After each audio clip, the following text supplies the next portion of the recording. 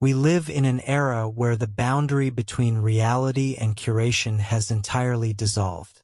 We are trained to look at a photograph and see a story, a beautifully lit kitchen, a group of children holding handmade cardboard signs filled with messages of love and environmental activism, a mother writing an evocative, thousands-word essay about the transcendent power of alternative parenting, unconditional compassion, and the rescue of souls from the cold, broken machinery of the foster care system. When we look at these images, our brains instinctively fill in the blanks with warmth. We see what we are begged to see. We project our own deepest desires for peace, harmony, and purpose onto the digital canvas of strangers. But a photograph is merely a collection of pixels freezing a fraction of a second, possess no sound, carries no scent, cannot capture the temperature of a room when the camera is lowered, or the precise moment a child's smile instantly vanishes because the lens has stopped recording. It tells us absolutely nothing about what happens when the validation of the digital crowd fades into the quiet, suffocating stillness of an isolated home. In the spring of 2018, an SUV plunged off a jagged cliff on the rugged edge of the California coast, crashing into the rocky surf of the Pacific Ocean below. There were no skid marks on the asphalt, no signs of braking, no desperate, last-second attempts to steer away from the abyss. The vehicle had accelerated deliberately into the void. When the authorities arrived, they did not just find a horrific accident. They found the final, devastating punctuation mark on a decade-long illusion. The women in the front seats and the children in the back were not strangers to the public.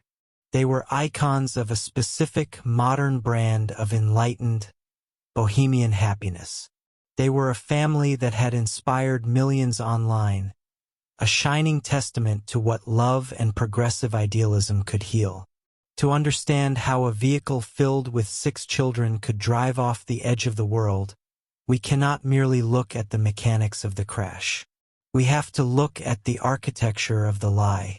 We have to examine how public admiration can become a protective shield, allowing an unimaginable darkness to grow completely undisturbed in the bright, blinding glare of open view.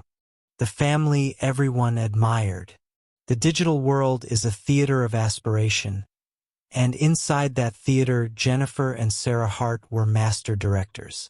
Together, they formed the foundation of a family that seemed to defy the cynical, fractured nature of modern society. They were 2 women who had looked at the world's brokenness and decided to do something profoundly radical. They didn't just advocate for change, they adopted it.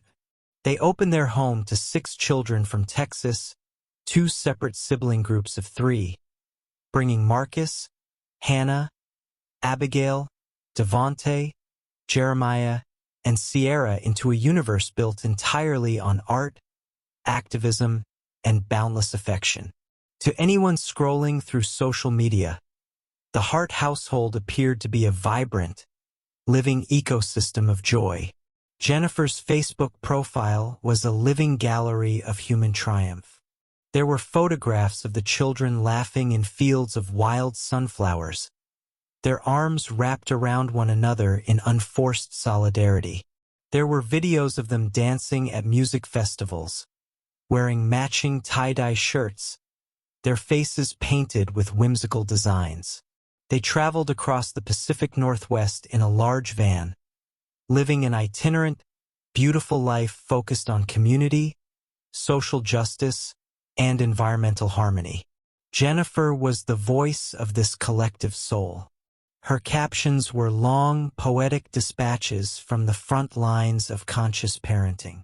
She wrote about healing the deep-seated traumas of her children's pasts through raw food diets, exposure to nature, and an abundance of hugs. She painted a picture of a household where conflict did not exist, where standard American commercialism was rejected in favor of artistic expression and spiritual connection. The children were not just surviving. They were thriving under the care of two mothers who seemed to possess an almost supernatural capacity for patience and empathy. The community around them absorbed this narrative with a sense of awe. In progressive circles across Oregon and Washington, the Harts were celebrities. They were the parents everyone wished they could be. Free-spirited, deeply principled, and entirely devoted to their children's emotional and spiritual growth. The children themselves were viewed as small miracles, polite, deeply artistic, and disarmingly expressive. They possessed an ethereal quality, a gentle intensity that drew people to them at festivals and rallies. This public adoration reached its absolute zenith in 2014, during a tense social justice protest in Portland, Oregon. Amidst a crowd thick with anger, grief, and heavy police presences, 12-year-old Devonte Hart stood on the pavement. Tears were streaming down his face. He was holding a cardboard sign that read, in simple black letters, "Free hugs." A white police officer, moved by the sight of the weeping boy, reached out. Devonte stepped forward, burying his face in the officer's chest, his small arms wrapping around the uniform in a desperate, weeping embrace. A photographer captured the moment. Within hours, the image cascaded across the globe. It became an international symbol of hope, a viral phenomenon shared by millions who hungered for reconciliation in a divided world. Jennifer wrote about the event with her trademark poetic fervor, describing Devonte as a creature of pure love, a boy whose empathy was so vast it could heal the wounds of a nation. The Harts were no longer just an admirable local family. They were global avatars of peace. Yet, even at the height of this viral adulation, a quiet, unsettling irony hovered just beneath the surface. If one looked closely at the famous photograph of Devonte, past the tears and the profound symbolism of the embrace, a different detail emerged.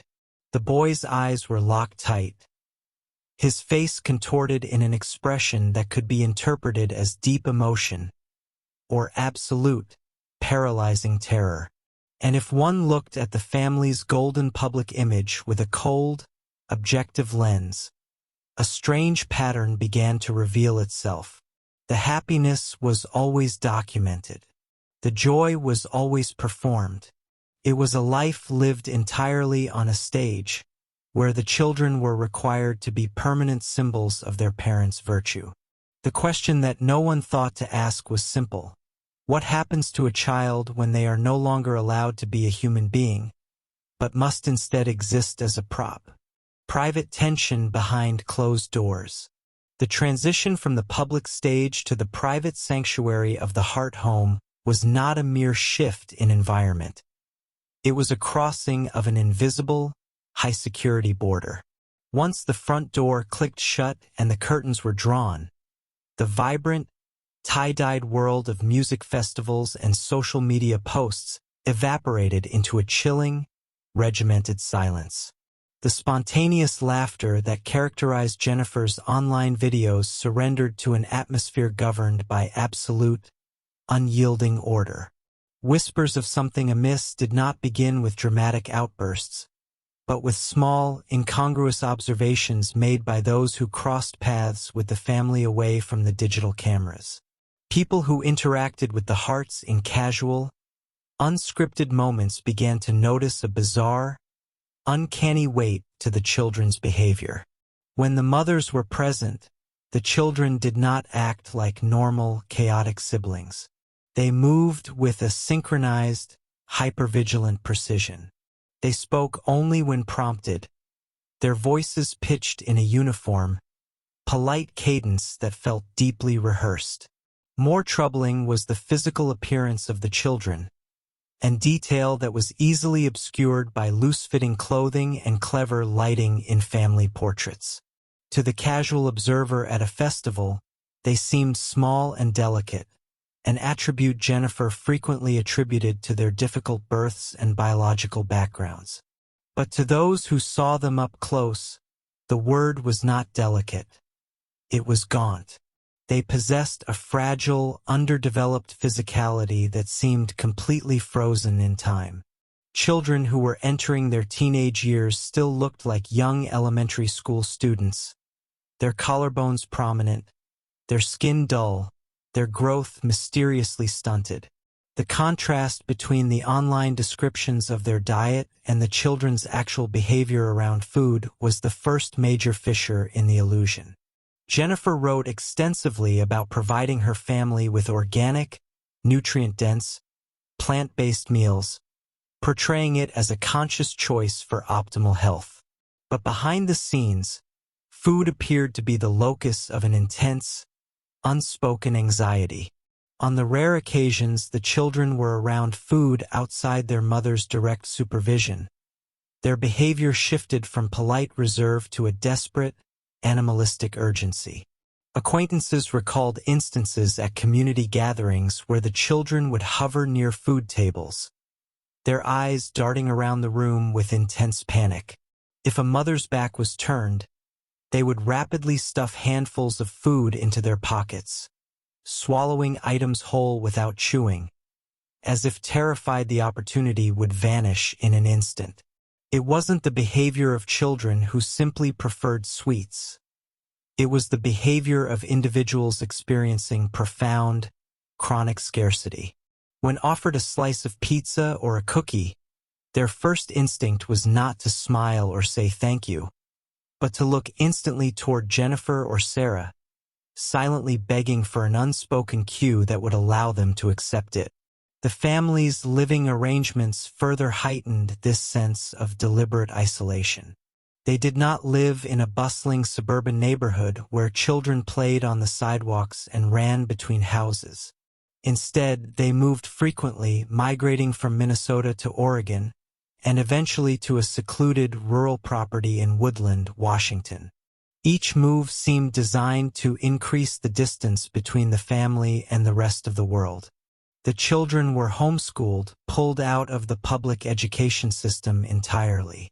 They had no neighborhood friends, no sports teams, no extracurricular activities that did not involve their parents' direct participation.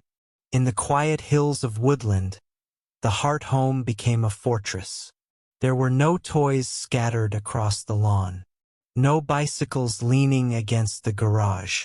The large property, surrounded by dense trees, was eerily quiet during the day. Neighbors would look across the property line and see no signs of life, despite knowing that 8 people resided inside. The children were ghosts in their own home, moving invisibly behind closed blinds. The vibrant family that lived so loudly on the internet was completely non-existent to the people who shared their physical geography. The perimeter had been established, and inside that boundary, Jennifer and Sarah were the sole arbiters of reality. Escalating emotional control. To understand the mechanics of the Hart household, one must understand that control is rarely maintained through sheer physical dominance alone. The most profound forms of captivity are psychological, built on a foundation of absolute emotional dependence and the systematic destruction of an individual's sense of self. In the quiet isolation of their rural home, Jennifer and Sarah established a regime of behavioral modification that was as sophisticated as it was devastating.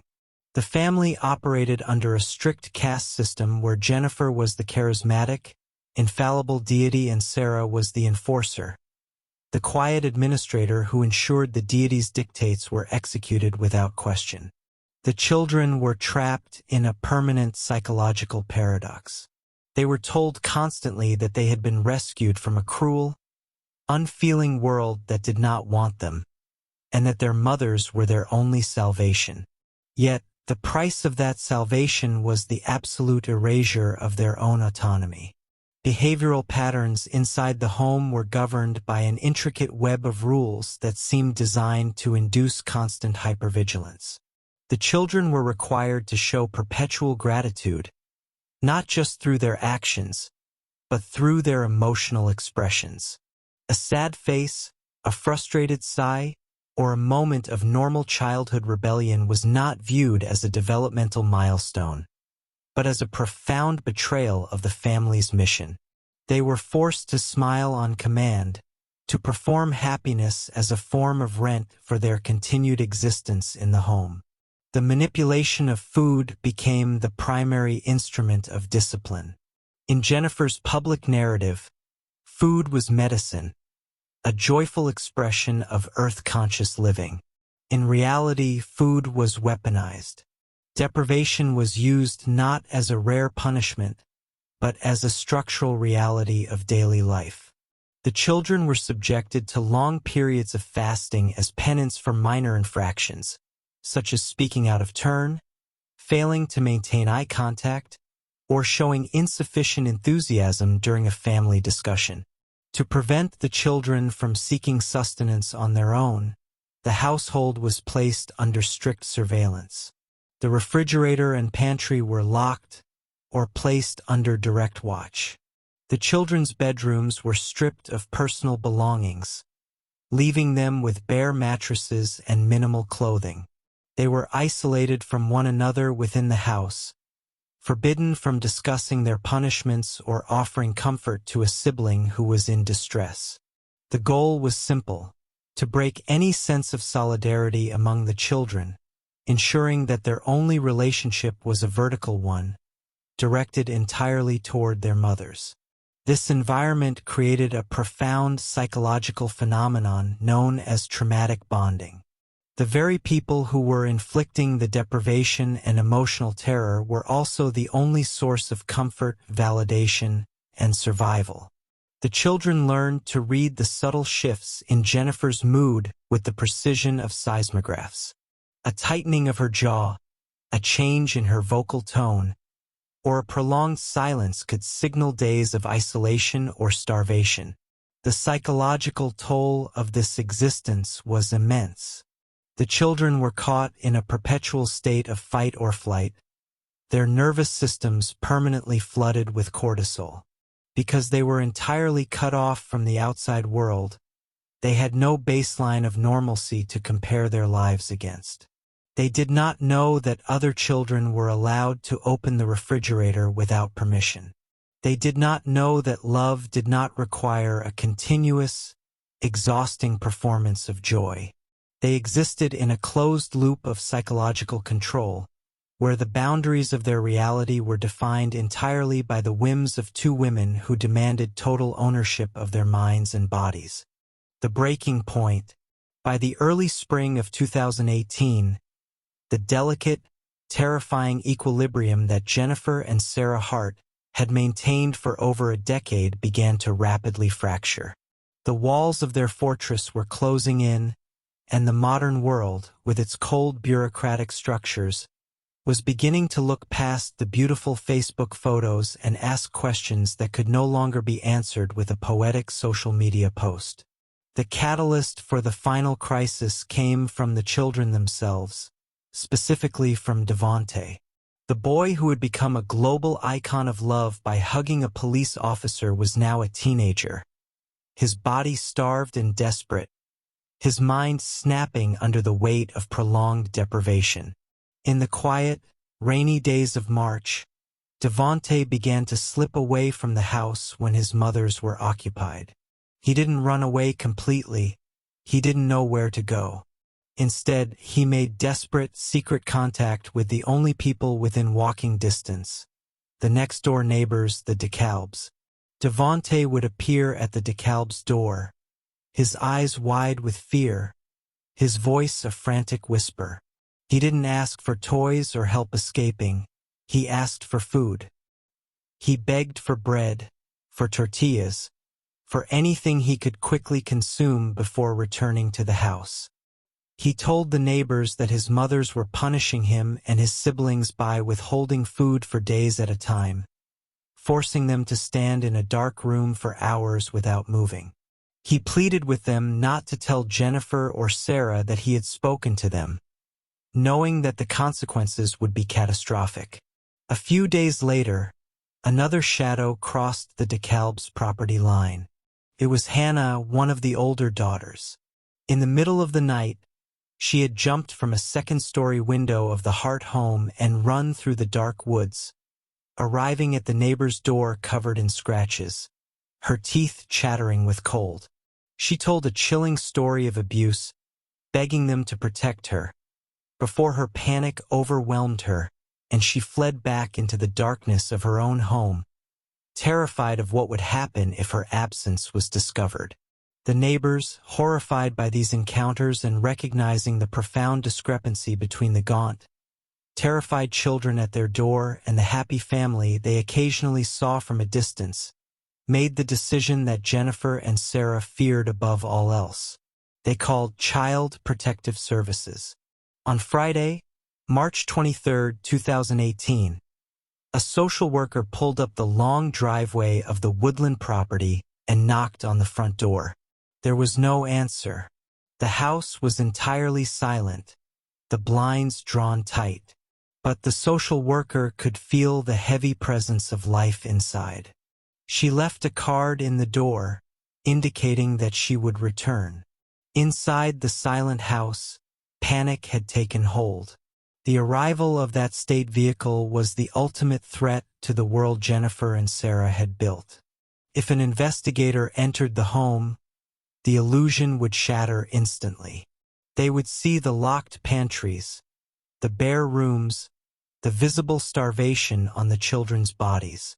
The viral fame, the progressive icon status, the moral superiority, everything would be stripped away, replaced by the cold, public humiliation of a criminal trial. That evening, neighbors noticed a flurry of unusual activity at the Hart home. The large GMC Yukon was backed up to the front door. Large boxes and bags were being loaded into the vehicle in the dark. There was no ambient noise, no shouting, no signs of life other than the rhythmic opening and closing of the car doors. By the time the sun rose on Saturday morning, the house was completely abandoned. The social worker's card still fluttered in the doorframe. Jennifer, Sarah, and the 6 children had vanished into the Pacific Northwest fog. They had left behind their belongings, their pets, and their entire lives, fleeing not just from the law, but from the imminent exposure of their true selves. They were on the run, driving down the coast, trapped in a rolling pressure cooker of escalating paranoia, with no destination and no way out. Horrifying Discovery. On Monday, March 26, 2018, a passing motorist pulled over on a scenic turnout along a remote, jagged stretch of California's Highway 1, north of Fort Bragg. The area, known for its breathtaking beauty, features towering cliffs that drop precipitously into the churning, white-capped waters of the Pacific Ocean. As the motorist looked down past the rocky precipice, they spotted something metallic upside down on the rocks below, partially submerged by the incoming tide. It was a dark-colored GMC Yukon, its roof crushed, its windows shattered by the violent impact of a 100-foot fall. When the highway patrol and rescue teams rappelled down the sheer cliff face, they entered a scene of absolute, quiet devastation. The vehicle was resting on its roof in the surf. Inside the mangled cabin, investigators found the bodies of Jennifer and Sarah Hart, still buckled into the driver and passenger seats. In the water nearby and scattered around the wreckage were the bodies of 3 of their children, Marcus, Abigail, and Jeremiah. 3 of the children, Hannah, Sierra, and Devonte, were missing, swallowed by the vast, unforgiving currents of the ocean. The initial response to the scene was one of profound confusion and sorrow. To the local authorities, it looked like a catastrophic accident, a tragic moment where a driver had lost control on a notoriously dangerous, winding stretch of coastal highway. Perhaps they had fallen asleep at the wheel, or veered to avoid an animal in the dark. The names of the deceased were ran through the system, and as the connection to the viral Free Hugs family emerged, a wave of grief rippled across the internet. Media outlets began preparing tributes to the inspiring mothers and their beautiful children who had met such an untimely, accidental end. But as the accident reconstruction team began to analyze the physics of the crash site, the narrative of a tragic accident began to fall apart, piece by agonizing piece. The investigators looked for the telltale signs of a driver fighting for survival. On a winding cliffside road, when a vehicle begins to leave the asphalt, the driver's biological survival instincts almost always take over. They slam on the brakes, leaving heavy black tire marks on the road. They overcorrect the steering wheel, causing the vehicle to fishtail or slide sideways through the dirt at the edge of the cliff. There were no skid marks. There was no evidence of braking whatsoever. Instead, the vehicle's onboard computer revealed a sequence of events that sent a chill through the investigative team. The SUV had pulled off the main highway onto the dirt turnout. It had stopped completely. Then, from a dead halt, the driver had depressed the accelerator pedal fully to the floor. The vehicle had accelerated rapidly across 70 feet of dirt, driving straight over the edge of the cliff at full speed without a single hesitation. It was a clean, deliberate trajectory into the abyss. The medical examinations added another layer of horror to the discovery. The toxicology reports revealed that Jennifer Hart, who was behind the wheel, had a blood alcohol level well over the legal limit. More disturbingly, Sarah Hart and several of the children had high concentrations of diphenhydramine, the active ingredient in Benadryl, in their systems. The children had been heavily medicated, rendered drowsy or entirely unconscious before the vehicle moved across the dirt turnout. The scene was no longer an accident site. It was a crime scene of unimaginable scale. The realization settled over the investigators with a heavy, sickening weight. The children in the back seat had not been victims of a dangerous road. They had been passengers in a deliberate execution. The mothers who had claimed to be their protectors had turned the family vehicle into a rolling coffin, using the vast expanse of the Pacific Ocean to permanently silence the voices that were on the verge of telling the truth. Hidden history revealed. As the smoke cleared from the California cliffside, investigators in 3 states began peeling back the layers of the Hart family's history, and the public watched in horror as the golden mask of Jennifer and Sarah Hart completely disintegrated. What emerged was not a sudden descent into madness, but a 10-year trail of systemic abuse, documented in bureaucratic files that had been buried, ignored, or successfully evaded by the mother's frequent relocations. The paper trail began long before the family reached Washington, stretching back to their time in Minnesota. As early as 2008, 6 years before Devonte's viral hug, a school official had noticed bruising on one of the children.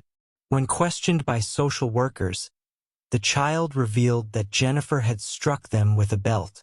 The case was investigated, but ultimately dropped due to a lack of definitive evidence regarding intent. In 2010, the warning signs became too loud to ignore.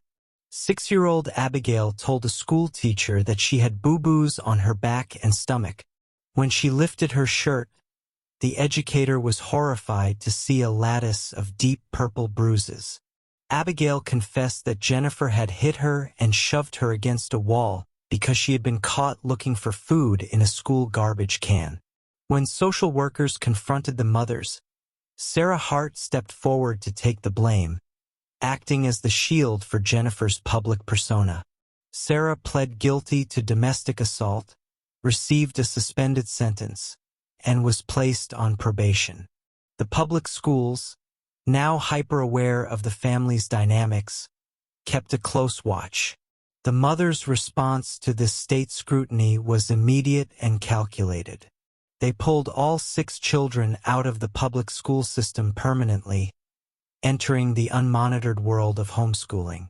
Shortly after, they packed up the family van and moved across state lines to Oregon, effectively resetting the bureaucratic clock and leaving the Minnesota child abuse records behind in a different state filing cabinet. In Oregon, the pattern repeated itself with terrifying predictability. Neighbors noticed the children's extreme gauntness and hypervigilant behavior. In 2013, a report was filed with Oregon Child Welfare Services, detailing allegations that the children were being starved and showing signs of emotional trauma. Investigators opened a file, interviewed the parents, and were met with Jennifer's charismatic, deeply persuasive defense. She explained away the children's small statures as genetic anomalies from their biological families, and framed the reports as malicious harassment from people who did not understand their alternative, progressive lifestyle. The case was closed as unsubstantiated. Once again, as the heat from local authorities grew, the Harts moved. They fled to Washington state, purchasing the secluded woodland home where they could achieve total isolation. Each time a neighbor noticed a red flag, each time a child tried to speak out, Jennifer and Sarah simply packed up the stage and moved the theater to a new location, using the lack of interstate data sharing in the child welfare system to maintain their freedom.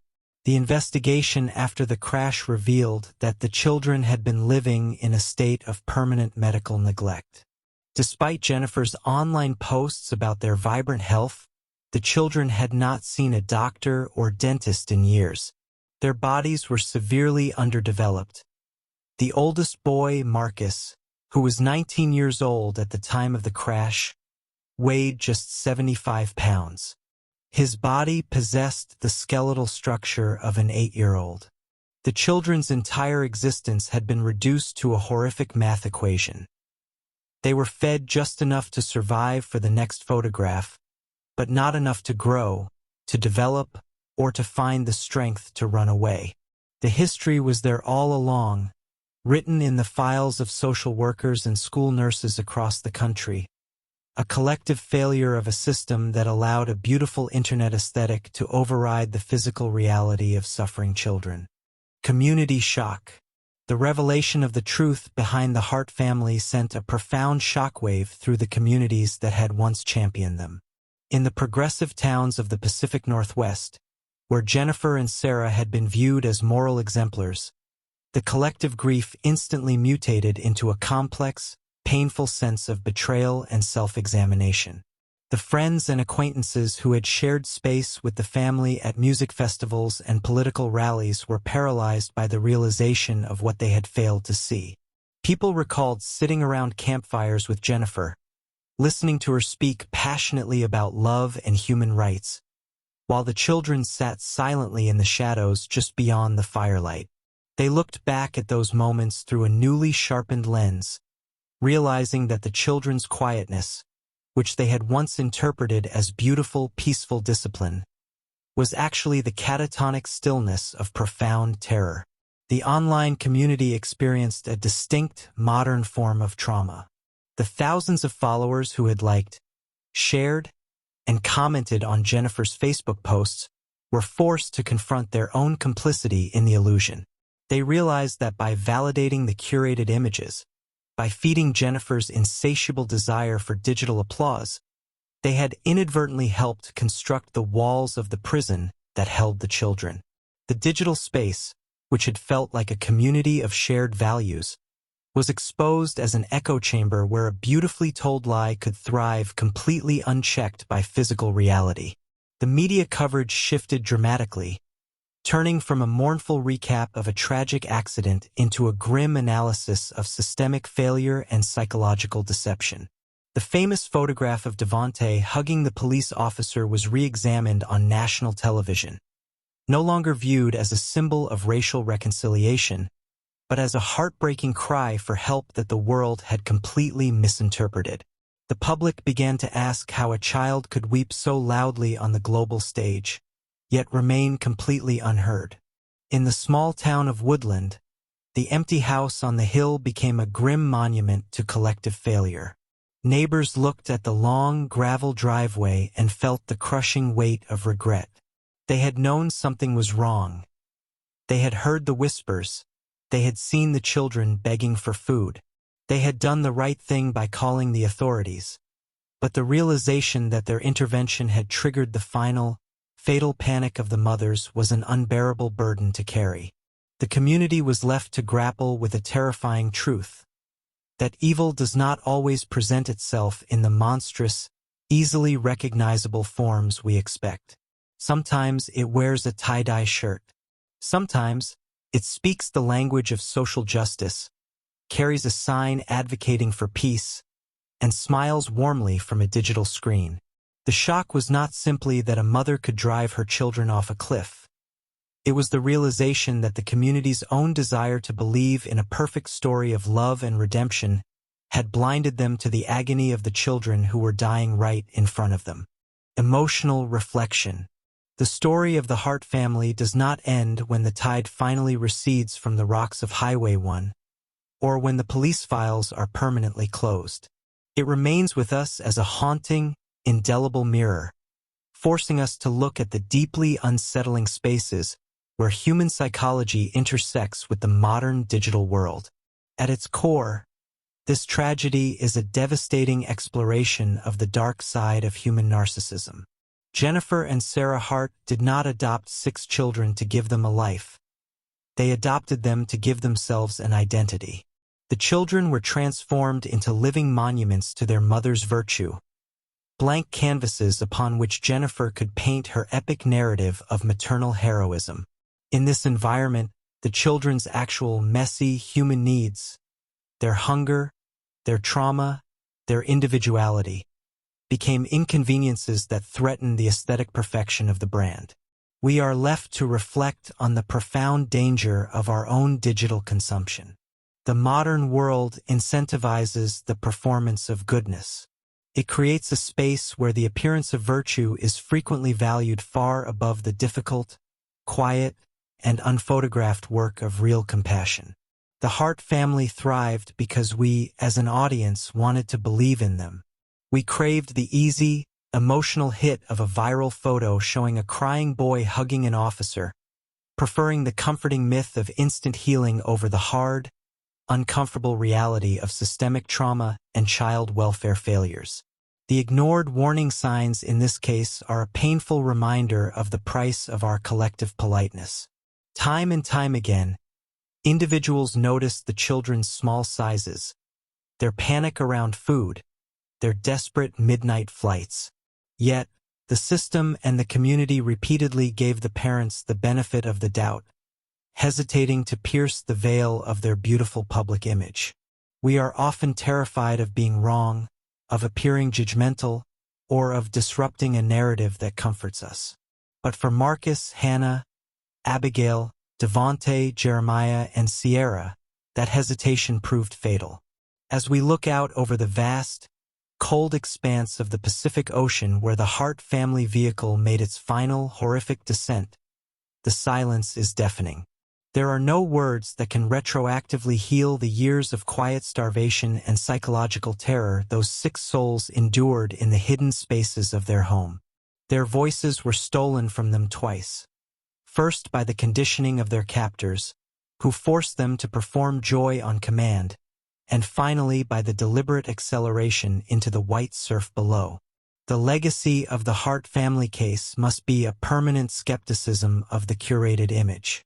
It demands that we develop the courage to look past the beautiful lighting, the poetic captions, and the performative smiles of the digital world. It calls us to listen to the quiet, uncomfortable whispers of reality that exist just beyond the edge of the frame. For if we fail to look closer, if we continue to accept the illusion of perfection at face value, we remain complicit in the silence that allows the deepest darkness to hide behind the most beautiful screens.